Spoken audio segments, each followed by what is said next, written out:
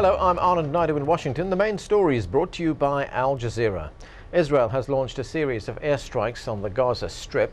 Al Jazeera has confirmed there have been attacks in at least 6 locations, including Khan Yunis, the site of last week's clashes between Israeli troops and Hamas fighters. There were also strikes in Rafah, central Gaza, as well as Gaza City. Palestinian hospital officials say 3 children have been injured. Jackie Rowland is in Jerusalem, and she told us there had been a recent increase in rocket fire from Gaza before these latest airstrikes.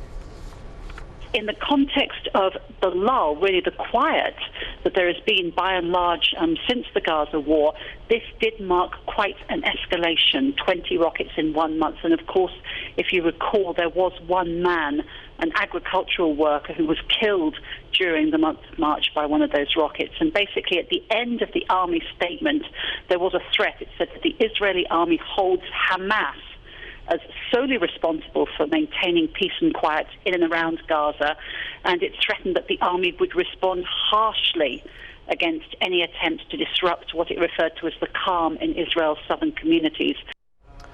Sudan's main opposition parties have withdrawn from the upcoming presidential election. They say the electoral process is rigged in favor of current President Omar al-Bashir. It comes just a day after Bashir's main challenger from the Sudan People's Liberation Army dropped out of the race.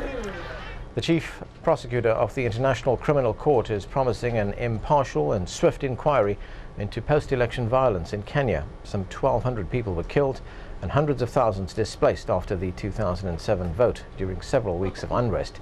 Luis Moreno Ocampo says he will be investigating 20 people suspected of causing the unrest.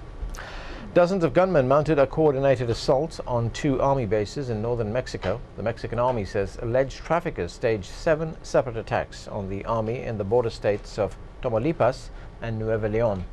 18 gunmen were killed and 1 soldier was injured. Those are our top stories. Don't forget, you can keep up to date with all the news. You'll find that on our website at aljazeera.net/English.